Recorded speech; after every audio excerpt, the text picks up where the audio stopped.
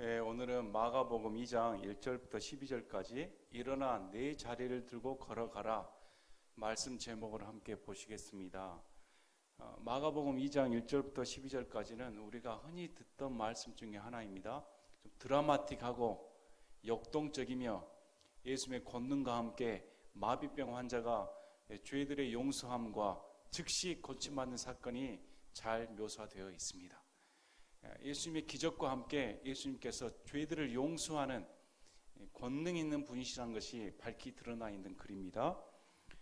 본문 말씀을 보면 우리가 유념해야 할 게 인간의 죄 문제가 하나님께서 보실 때 가장 큰 문제이다. 또 인간의 죄 문제를 해결할 수 있는 방법은 하나님의 은혜밖에 없다. 이런 면이 잘 적혀져 있습니다.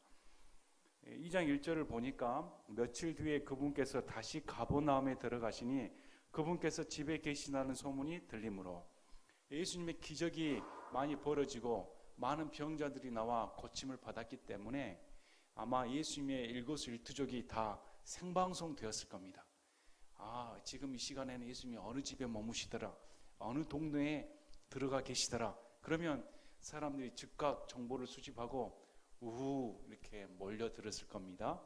마찬가지로 가버나움에 들어가시고 집에 계시다는 소문이 들리니까 무리들이 다 몰려들었습니다. 얼마나 많이 모여들었든지 문 근처에도 그들을 받을 자리가 전혀 없더라. 집 안에는 꽉 찼겠죠. 문 근처까지 꽉 차서 문 앞에까지 도달할 자리가 없었다는 겁니다. 여러분들도 아마 줄 서서 매표소에 기다린 적이 아마 계실 겁니다. 얼마나 군중이 많이 모이고 구경거리가 있으면 서로 보려고 앞을 다투지 않습니까? 하물며 예수님은 모든 병자를 고쳐주시는 분이기 때문에 그분의 권능의 기적을 맛보려고 수많은 사람들이 자리를 다투었을 겁니다. 아마 양보하지 않았을 겁니다. 이런 자리에서 보니까 그분께서 그들에게 말씀을 선포하시더라. 우리 예수님은 하나님의 왕국의 복음, 하늘의 왕국의 복음을 선포하시기 위해 이 땅에 내려오셨다고 예수님 스스로 밝히셨습니다. 병 고치는 것이 주 목적이 아니고 인간에게 물질적인 축복을 주시기 위해 오신 것이 아니고 왕국의 복음을 선포하시기 위해 이 땅에 오셨다. 이렇게 말씀하셨습니다. 그래서 여느 때와 똑같이 예수님께서는 무리들에게 하나님의 왕국의 말씀을 증언하고 계셨습니다. 이러할 때 오늘의 주인공이 등장합니다. 성경에서는 수많은 기적의 역사가 많이 있기 때문에 그 중에 뽑아내서 적어져 있습니다. 우리가 아는 것처럼 요한복음 마지막 장에 예수님께서 행하신 기적을 맛본 것을 다 적으려면 부족하다. 그래서 그 중에 가장 중요하고 우리에게 후세에게 교훈이 될 만한 장면들을 추려서 성경은 기록해 놓았습니다. 본문 구절도 이 마비병 환자를 기적을 적어 놓은 것은 오늘 이 말씀을 듣는 우리에게 하나님의 교훈을 주시기 위해 우리에게 적혀 놓은 글이죠. 그래서 말씀을 보면서 그 당시 상황과 마비병 환자의 형편과 무리들의 반응과 예수님의 반응은 어떠했을까? 우리에게 궁금증이 되기도 하고 신기하기도 하고 새롭기도 합니다. 그들이 한 마비병 환자를 데리고 그분께 오는데 네 사람이 그를 나르더라. 마비병 환자 한 명이 나옵니다. 마비병이라 하면 뇌성 마비 환자, 소아마비 환자, 불구이죠. 신경이 반응을 안 해서 손과 발이나 한쪽이 자신의 의지대로 움직일 수 없는 형편입니다. 오늘 이 환자가 들것에 실린 걸 보면 아마 하지는 다 마비된 것 같습니다. 하지를 못 쓰니까 실려 있겠죠. 그리고 손도 마비되지 않았을까. 그래서 네 사람이나 되는 사람이 이렇게 들고 나른 거 보면 아마 중증 마비 환자, 오늘로 말하면 장애 1급 판정을 받은 것 같습니다. 자신의 힘으로는 거동이 불가능한 환자이지요. 그런데 이 네 사람이 이 마비병 환자를 들고 예수님께 나온 겁니다. 저는 이 마비병 환자의 믿음도 중요한데 네 사람이 참 훌륭하다고 생각합니다. 이 네 사람이 마비병 환자 한 사람을 살리기 위해, 우리가 몸이 축 늘어지면 무겁습니다. 몸이 지탱이 되면 옮기기 쉬운데 축 늘어진 환자는 보면 무거우니까 네 명이 붙어 있잖아요. 옮겨서 그 무리 속에 들어간다는 것은 결코 쉬운 일이 아닙니다. 거추장스럽죠. 네 명이나 한 사람 붙이고 있으면 거동하기가 쉽겠습니까? 그런데 이 네 사람의 믿음은 자기 친구든지 친족이든지 어떠한 관계성에 의해서 형성된 그 한 사람을 위해서 이 사람을 예수님께 데리고 가면 분명히 고침받는다. 이런 믿음이 네 사람에게 있었다는 겁니다. 그 중에 한 사람이라도 아니 뭘 데리고 가니? 이것은 우리에게 업보야. 이건 불치병이야. 안 돼. 하면 네 사람이 동역이 안 되지 않습니까? 그런데 나중에 말씀을 보면 이 네 사람의 믿음이 동일했다는 겁니다. 얼마나 예수님 마음을 기쁘게 했던지 이 한 사람에 대한, 여기서 보면 이 네 명이 동일하게 이 마비병 환자에 대한 사랑이 있었습니다. 동정심이 있었죠. 예수님께 나오고자 하는 믿음뿐만 아니라 사람이 고침받기 위해서는 이런 사랑이 필요합니다. 돌봄이 필요하죠. 그래서 그들이 밀려드는 무리로 인해 그분께 가까이 갈 수가 없는 형편이 되었습니다. 와서 보았더니 무리가 너무도 많아서 도저히 뚫고 지나갈 수가 없었습니다. 이러할 때 이 네 사람의 반응은 어떠했을까? 우리 같으면 너는 오늘 시간 안 되겠다. 여기 앉아있고 내가 대신 한번 살펴볼게. 이렇게 마음 먹이지 않을까요? 사람이 없을 때 시간을 내서 한번 예수님께 한번 만나보자. 다른 데 한번 알아보자. 이럴 수도 있겠죠. 아니면 우리가 애써서 여기까지 온 게 어디냐. 여기까지 온 것만 해도 우린 최선을 다했다. 이렇게 마음 먹을 수도 있었겠죠. 하지만 이 네 사람은 절대 포기하지 않았습니다. 반드시 오늘 예수님을 만나야겠다는 겁니다. 반드시 오늘 이 문제가 해결함 받아야 된다. 이런 네 사람의 동일한 믿음이 있었죠. 우리가 믿음이 있으면 장벽을 극복하게 되어 있습니다.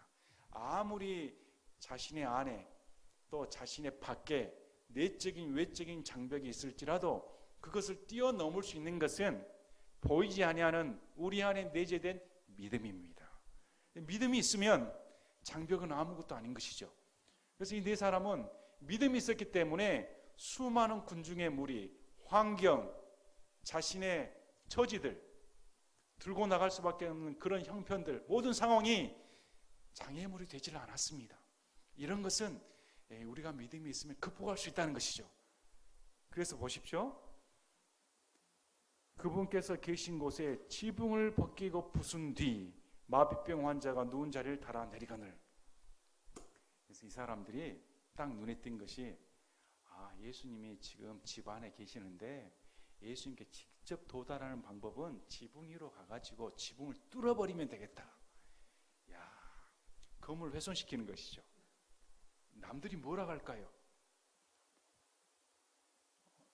새치기 하는 거 아닙니까? 오늘날 우리 정서에 의하면 도덕적인 관념에서는 허용이 안 되지요. 그러나 이 네 사람은 담대하게 지붕에 올라가서 지붕을 팠습니다.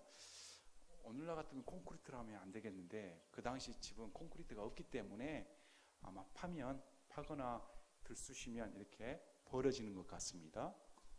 그래서 바로 예수님 위에 아마 벌어지면 먼지 나지 않을까요? 방해되지 않겠습니까?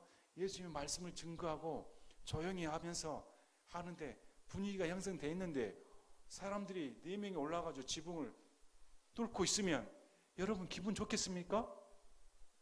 지금 오늘 여기 있는데 우리가 예배를 드리고 설교를 하고 있는데 우리가 너무 사람들이 꽉 차가지고 참 먼 데서 와서 여기 지붕을 뚫고 여기 내려와서 앞자리에 앉아야겠다. 그러면 여러분 박수치고 있겠습니까? 와, 믿음이 대단하다. 그렇죠? 방해된다 하지 않겠어요? 시끄럽다고.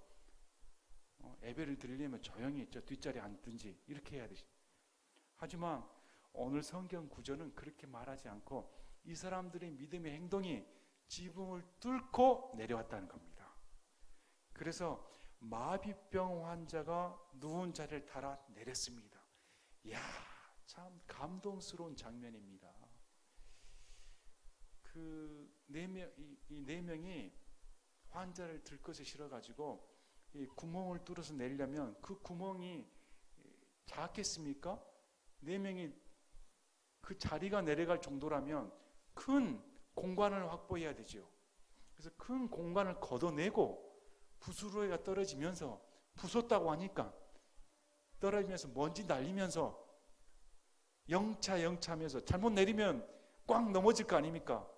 그래서 있는 힘 다해서 붙잡으면서 내려놨을 텐데, 야, 참 동역이 아름답습니다.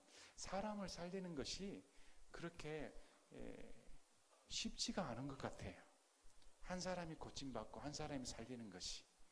근데 이 동역의 믿음이 동역에 얼마나 아름답습니까? 어떻게 하든지 한 사람을 예수님 앞에 들고 나와 예수님부터 문제 해결을 받도록 하는 그 애쓰는 마음이 얼마나 아름답습니까? 여기에 헌신이 있는 것이죠.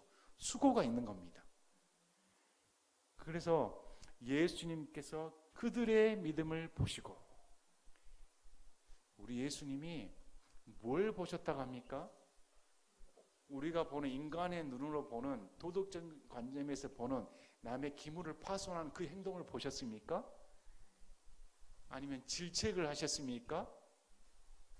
조용히 하라고 잠잠하라 했습니까? 아니면 순서를 기다려라 이렇게 했습니까? 아니죠. 그들의 믿음을 보시고, 하나님께서는 인간의 믿음을 보십니다. 우리가 12의 혈루증 앓은 여인을 보고 따라 안심해라. 내 믿음이 너를 구원하였다. 이것은 그 자신에게 있는 믿음입니다. 우리에게 내재된 믿음입니다. 아마 이 네 사람이 어떻게 해서 그 믿음을 소유했는지는 모르겠습니다. 오늘날 우리가 말씀을 이토록 깊이 알고 말씀을 이렇게 풍성하게 누림에도 불구하여 과연 이들만큼 하나님께서 칭찬할 믿음이 우리 안에 있을까요? 우리라면 어떻게 했을까? 우리라면 과연 지붕을 부수고 내릴 만큼 그러한 간절함이 우리 마음에 있었을까? 만약에 하나님께서 지금 우리의 믿음을 보시고 너의 믿음을 보고 내가 기뻐한다, 이럴 정도로 하나님을 감동케 할 만한, 예수님의 마음을 흥분케 할 만한 그러한 믿음이 우리 안에 있을까? 저는 네 사람이 너무 부럽습니다. 그 네 사람은 얼마나 감격했을까요? 예수님은 직접 이런 칭찬의 믿음을 들었으니까. 이들이 천국에 있을 때 얼마나 감격할까요? 그 네 사람 중에 거기 그 사람이 나다, 이랬을 거 아닙니까? 성경에 기록된 그 사람들의 믿음이.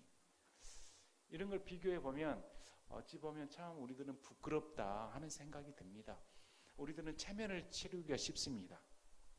또 장벽이 있으면 쉽게 무너집니다. 불평하지요. 장벽을 극복할 믿음이 없습니다. 장벽 탓만 합니다. 나도 잘 믿으려고 했는데 어느는 이것 때문에, 나도 잘 뭘 해보려고 했는데 어느는 다른 사정 때문에, 순전사정. 항상 예수님을 만나려면, 예수님을 뜨겁게 영접을 하려면, 예수님을 더 가까이 가려면 항상 장벽은 있게 마련입니다. 그래서 그 장벽을 극복할 수 있는 것은 우리의 믿음입니다. 믿음이 있을 때 장벽은 아무것도 아닌 것이죠. 그래서 예수님께서 그들의 믿음, 이 믿음은 장벽을 극복한 믿음입니다. 또 이 네 사람이 한 마비병 환자를 데려와 예수님께 고침을 받을 수 있다는 절대적인 확신을 가진 믿음을 보았죠. 만약에 저와 여러분 예수님이라면 기뻐하지 않겠습니까? 감동하지 않겠습니까? 어떻게 예수님을 만나고자 지붕을 뚫고 내려오는가? 그 광야를 보면 만약에 우리가 예수님이라면 얼마나 놀라울까요? 지탄할 이유가 없죠. 감격하죠. 그래서 예수님이 그들의 믿음을 보시고 마비병 환자에게 이르시되 아들아, 이렇게 부릅니다. 아들아 부릅니다. 아들아. 왜 아들아 부릅니까? 하나님의 자녀이기 때문에. 그 사람이 나이가 많든 적든 상관이 없습니다. 하나님께는 그냥 자녀들이나 다름없죠. 아들아 이렇게 불렀단 말은 여러분에게 따뜻한 감정을 느낍니다. 나보다 권위 있는 분이, 전혀 생명부주의 분이, 내가 그분을 만나려고 갔는데 그분이 나에게 아들아 부르면 얼마나 친근감이 있습니까? 처음 보았는데 나를 아들아 하면 우리의 마음문이 열리지 않겠습니까? 그래서 예수님이 아들아, 이 말 속에는 더 이상 염려하지 말아라. 이제 안심해라. 이제 내가 너의 아버지로서 너의 아픈 문제를 다 담당해 주겠다. 아들아, 이렇게 말을 해줍니다. 그 다음에 어떻게 말씀하시냐면 내 죄들을 용서받을지어다. 뜻하지 않는 말씀이 나옵니다. 이 네 사람은 마비병을 고치고자 예수님께 데리고 온 것이죠. 그런데 예수님은 즉각적으로 너희들의 믿음을 보고 그래, 이 병자를 고쳐줄게 이렇게 말씀하신 게 아니고 아들아, 내 죄들을 용서받았다. 용서받을지어다. 이렇게 말씀하신 겁니다. 우리가 말씀을 볼 때 예수님의 관점에서 보아야 됩니다. 우리는 우리의 인생 문제를 나의 문제, 또 세상 돌아가는 문제, 정치적인 문제, 사회적인 문제, 경제적인 문제 이렇게 따집니다. 그러나 예수님께서 인생 문제를 볼 때 가장 시급하고 가장 절박하며 가장 중요한 문제는 각자의 죄 문제라는 겁니다. 우리 인생의 눈에 봤을 때는 마비병보다 더 중요한 문제가 어디 있습니까? 마비병 환자에게 마비병이 나아야 그게 제일 좋은 문제죠. 제일 중요한 문제죠. 그러나 하나님의 관점에서는 마비병은 이 세상에 있을 동안만 있는 것이고 영원한 처벌을 받는 것은 그 사람 안에 있는 죄들의 문제이기 때문에 그 마비병 환자에 있어서 가장 시급하고 절박한 문제는 죄 문제가 해결함 받아야 된다는 겁니다. 우리 교회도 마찬가지입니다. 교회가 선포해야 할 복음이 무엇일까요? 교회가 다루어야 할 복음이 무엇일까요? 예수님께서 다루신 것처럼 죄 문제를 다루어야 됩니다. 당신들은 죄인입니다. 예수님 아니면 지옥 갑니다. 당신들의 환경과 상관없이, 당신들의 형편의 나음과 상관없이 가장 빨리 최우선으로 해결함 받아야 되는 것은 각자의 죄 문제입니다. 그렇게 보신 겁니다. 그래서 예수님께서 마비병 환자에게 아들아, 내 죄들을 용서받을지어다 선언을 하신 것이죠. 그래서 6절에 보니까 그러나 서기관들 중에 어떤 자들이 거기 앉아서 마음속으로 따져보며 이르되 이 사람이 어찌하여 이렇게 신성모독하는 말을 하느냐, 오직 하나님 외에 누가 능히 죄들을 용서하겠느냐 하더라. 다른 장에서 보면, 다른 복음서에 보면 서기관들과 바리새인들이 있었다고 합니다. 이들은 율법을 지키는 자였습니다. 이들은 하나님의 말씀을 맡은 자들이었죠. 그래서 죄 문제가 나오면 이 죄 문제는 하나님께 속한 권한이라는 겁니다. 죄를 용서하여 주시는 분은 오직 하나님밖에 안 계시다는 것이죠. 여기서 소위 말하는 인간이 하나님의 대리자로서 죄 사함의 선언을 한다든지 죄를 대신 속죄해 준다든지 인간의 죄 사함의 권한은 없습니다. 성경에서는 분명하게 명확하게 말씀하시는 것은 하나님 외에 죄를 사할 자가 없다는 겁니다. 하나님 외에, 절대적인 하나님 외에 죄 문제를 건들 자가 없다는 겁니다. 이것은 오늘날의 분명한 교리가 되어야 됩니다. 오늘날의 카톨릭처럼 하나님의 대리자라고 해서 죄 문제를 다룬다든지 고해성사를 받다든지 이런 것은 다 신성모독하는 것이다. 여기 나오지 않습니까? 감히 신성모독하는 것이다. 그래서 이 죄 문제만큼은 인간이 터치할 수 없는 부위입니다. 인간이 어떻게 해결할 수 없는 부위입니다. 오직 하나님 외에. 그래서 마음속으로 감히 자기가 하나님이라고 어떻게 마비병 환자에게 죄들을 용서받으라는 그런 신성모독적인 말을 할 수 있느냐 하고 마음속으로 말했다는 겁니다. 우리 예수님은 하나님이십니다. 우리 예수님은 하나님이시기 때문에 그들의 속마음을 꿰뚫어 본 것이죠. 생각을 아시고 뭐라고 말씀하십니까? 그들에게 이르시되 너희가 어찌하여 마음속으로 이것들을 따져보느냐. 예수님이 기적을 행한 거 보면 보통 분이 아니신 것 같은데 또 죄 문제를 다뤄보니 제가 지금 하나님이라고 주장하는가? 참나만에 신성모독하니까 저건 율법에 저촉된다. 신성모독하는 자는 돌로 쳐 죽임을 받습니다. 그래서 마음이 우리 예수님께서 그 생각을 꿰뚫어 보시고 마비병 환자에게 내 죄들을 용서받을지어다 하고 말하는 것과 일어나 내 자리를 들고 걸어가라 하고 말하는 것 중에 어느 것이 더 쉬우냐? 지혜에 있어서 예수님을 능가할 자가 없습니다. 하나님을 능가할 자가 이 세상에 어디가 있겠습니까? 하나님의 변론에 맞설 자가 누가 있겠습니까? 하나님의 질문에 대답할 자가 누가 있겠습니까? 성경에 예수님께서 말하신 순간 그 누구도 예수님 말씀에 반박한 자가 나오질 않습니다. 어떠한 질문으로 예수님을 공경에 빠뜨리고자 난해한 질문을 거듭했음에도 불구하고 예수님의 답하신 말에 그 누구도 꼼짝 못합니다. 이 사실은 안 믿는 자가 심판날에 예수님 앞에 감히 변론의 말을 할 수가 없다는 겁니다. 거룩하신 하나님 앞에 하나님의 말씀의 순간에 죄된 인간은 자신의 죄를 시인할 수밖에 없습니다. 지옥 갈 수밖에 없는 것이죠. 여기서도 우리 예수님께서 그 생각의 중심을 하시고 꿰뚫어 보시고 바로 대질문을 해버린 겁니다. 그래, 그렇다면 너희들이 생각하기에 이 사람의 죄들 용서받으라 한 것이 쉽겠느냐? 아니면 지금 들것에 실려 이 마비병 환자에게 일어나 내 자리를 들고 걸어가라 이 말이 더 쉽겠느냐? 여러분이 서기관이고 바리새인이라면 어떻게 대답하겠습니까? 만에 죄들을 용서받으라 한 말이 더 쉽죠 하면 예수님이 하나님이잖아요.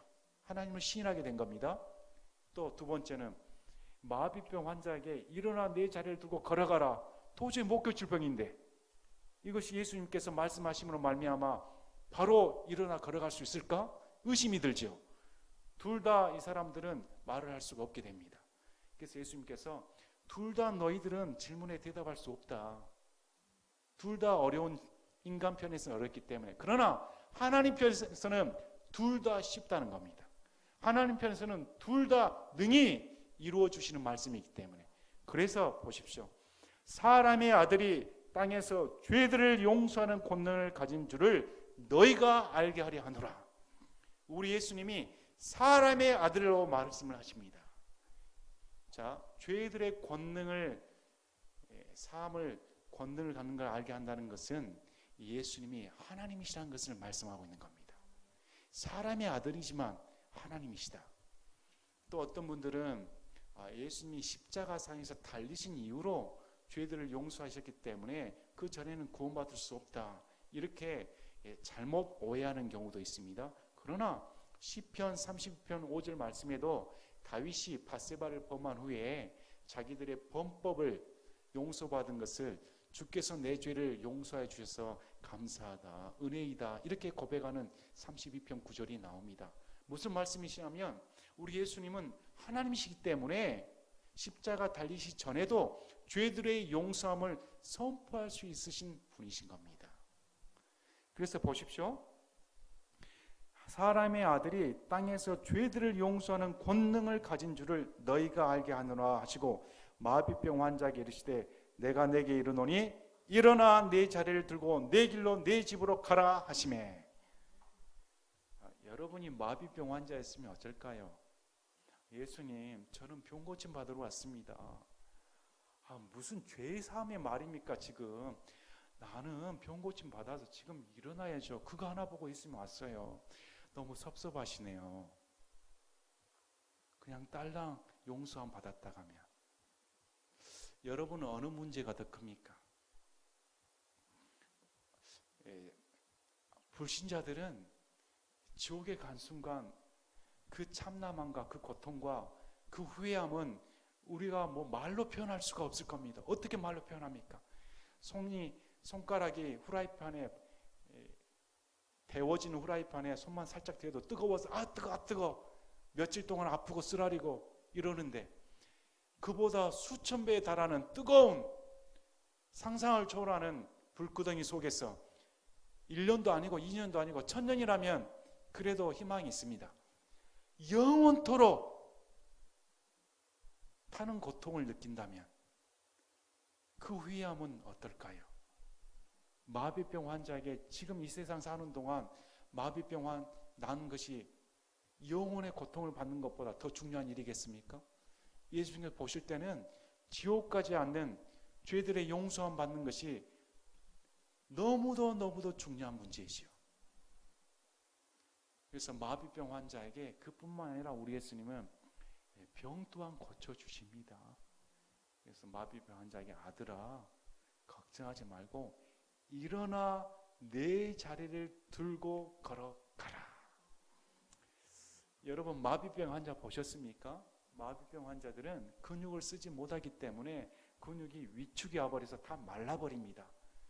우리 중풍의 눈 환자들은 관절이 강직이 되기 때문에 보호사들 시켜서 강직되지 않도록 운동시키지 않습니까? 근육이 위축되지 않도록 수시로 잡아당겨 줍니다. 그래도 위축이 됩니다. 수년간 누워있으면 관절은 다 굳어버려서 움직이지가 않죠. 말라 비뚤어진 발에 무슨 힘이 있겠습니까? 지탱도 안 됩니다. 성경에 나온 기적은 예수님께서 말씀하신 순간, 사도들이 말하는 순간 힘줄이 돋아나고 근육이 붙으며 그 순간 즉시 일어나 버립니다. 오늘날의 거짓 은사와 거짓 기적하고는 전혀 차원이 다르죠. 그래서 일어나 내 자리를 들고 걸어가라 한 순간 마비병 환자는 일어나 버립니다. 그리고 누웠던 자기 신에 거추장스러웠던 그 자리가 이제 간증거리가 돼버린 것이죠. 들고 걸어가게 돼버린 겁니다. 이제까지 못 걸었던 그 발이 힘이 생겨서 예수님의 말씀이 들어간 순간 그 영혼이 되살아나고 몸이 육체가 되살아난 겁니다. 그래서 일어나 걸어가 버린 겁니다. 우리도 마찬가지입니다. 우리의 영혼에 힘이 생기고 우리의 육체적인 마음 가운데 소생이 되는 것은 살아있는 하나님의 말씀입니다. 사람이 빵으로만 살 것이 아니요 하나님의 입에서 나오는 모든 말씀들이다. 말씀들로 사는 겁니다. 그래서 우리가 성경을 통해서 예수의 말씀을 듣고 그래야만이 영육간에 강건하게 되는 것이죠. 우리는 예수를 믿는다면서도 내 자신의 처지와 내 자신의 환경에 누워있을 때가 많습니다. 아직도 자신을 탓할 때가 많죠. 환경을 탓하고 어쩔 수 없다 자리에 누워있을 때가 많습니다. 여러분 자리에 누워있어 보셨습니까? 얼마나 편한지요. 일어나서 걷는 것이 오히려 거추장스러울 때가 많습니다. 그냥 불평하면서 누워있는 것이 편합니다. 이게 편하구나. 그래서 그것이 지속이 되면 1년, 2년, 3년 되면 그야말로 병자 됩니다. 그냥 중풍병자, 육체적인 병자가 아니라 정신적인 병자가 되어서 그냥 누워 있습니다.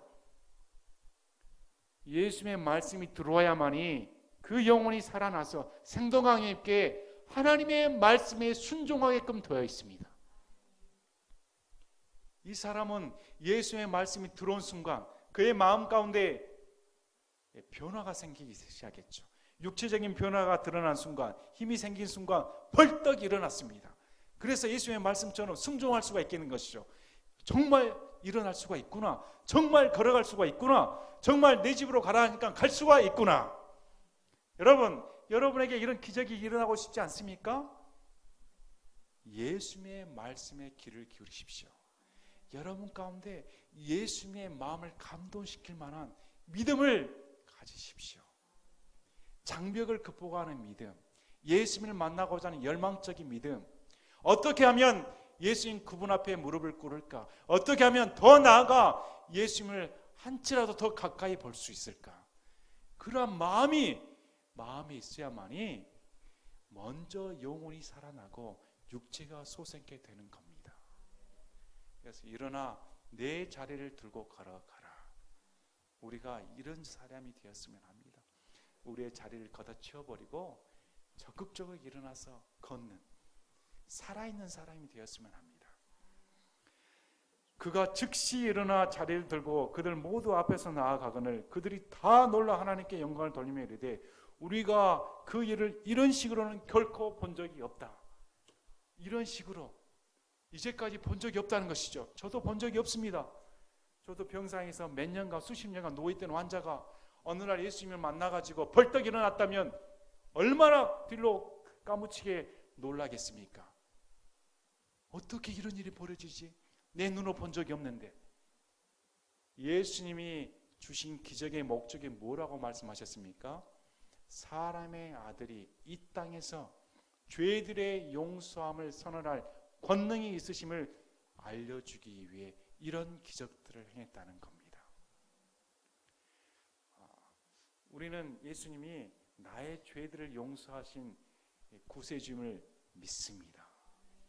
용서해 주시고 나를 살려주신 분, 또 아들로 불러주시는 나의 구세주가 되심을 믿어 의심치 않습니다.